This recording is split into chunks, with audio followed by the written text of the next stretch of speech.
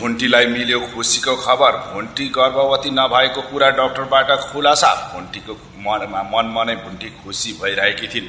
जसरी पनि अब भूपेन्द्रसँगको सम्बन्ध तोड्नका लागि भुन्टी र भुन्टीका सारा परिवार तयार थिए। तर उनीहरूलाई एउटै डर थियो कि भोलि भुन्टीको पेटमा हुर्किँदै गरेको बच्चाले मेरो बाबा को हो भन्दाखेरि के जवाफ दिने भन्ने ठूलो तनावमा थिए। तर त्यसको पनि समाधान भने भइसकेको छ। हस्पिटल गएर चेक गराउन खोज्दा भुन्टी गर्भवती नभएको कुरा खुलासा गरिदिए डाक्टरले। तर भुन्टी र भुन्टीका परिवारहरू खुसी थिए भने भूपेन्द्रको आँखामा भने जलस फिल भइरहेको थियो। अर्थात् ऊ भित्रभित्रै जलिरहेका थिए।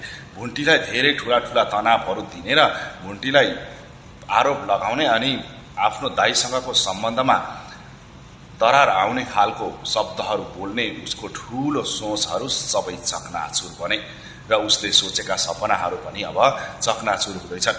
जुन कुरा अब भुन्टीले चाँडै उसलाई आजादी दिलाउँदैछिन् र भुन्टीका सारा परिवारले पनि भुन्टी अब भूपेन्द्रसँग बस्न नदिने र आफैसँग लिएर जाने ठूलो प्लान बनाउँदैछन्। र भुन्टीले पनि भूपेन्द्रका दाजु र भाइसँग सारा कुरा भने गरिसकेका छन्।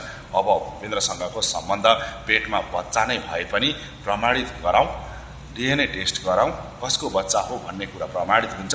त्यो भइसकेपछि पनि हामी तपाईलाई हाम्री छोरी अर्थात् हाम्री बहिनी जिम्मा दिने छैनौँ। हामी तुरुन्त लिएर फर्किनेछौँ। हामी त्यही एउटा दाजु र बहिनीको पवित्र सम्बन्धमाथि उठेका अमलाहरूलाई भाँच्न चाहन्छौँ भन्ने खालका अभिव्यक्ति दिँदै थिए। र उता गाउँमा भने भाउजूको कारण सासू अर्थात् भुन्टीकी सासू र नन्द भूमिकाको भने नोकरको चाहिँ हालत भइरहेको छ। भूपेन्द्रका बा भने एकदमै धेरै खुसी हुँदै मुस्कुराइरहेका छन्। विगतमा भुन्टी त्यही घरमा बुहारी बनेर बस्दा भुन्टीलाई बिरामी भएको बेलामा पनि नोकर चाहिँ काम लगाउनेहरूलाई आज त्यो अस्ट्रेलियाबाट आएकी बुहारीले नोकर चाहिँ बनाएको देख्दा खुसीले गदगद भइरहेका छन्। उनीहरूलाई पनि अब महसुस हुनेछ कि भुन्टी नै सबैभन्दा राम्री र असल बुहारी हो भन्ने कुराको प्रमाणित पक्कै हुनेछ। भुन्टीमाथि कति धेरै ज्यादती गर्दा पनि भुन्टीले कहिले हामीलाई अमला उठाउन खोजिनन्। सधैँ हामीले नै अत्याचार गरेपछि मात्र जाइ लाग्न खोजिन्, आइलागेकै हुन् भन्ने उनीहरूलाई महसुस हुन थाल्यो। र भूपेन्द्र र उता केटी भने होटलमा रात बिताएर सँगै सुतिरहेका थिए।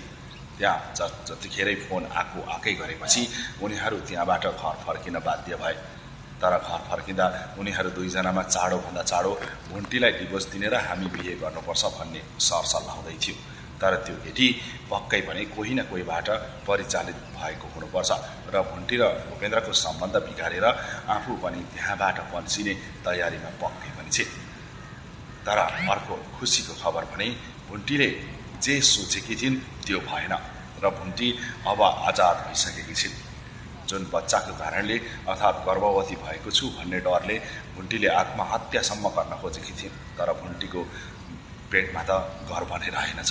अब भुन्टी आजाद पक्कै हुने भइन्।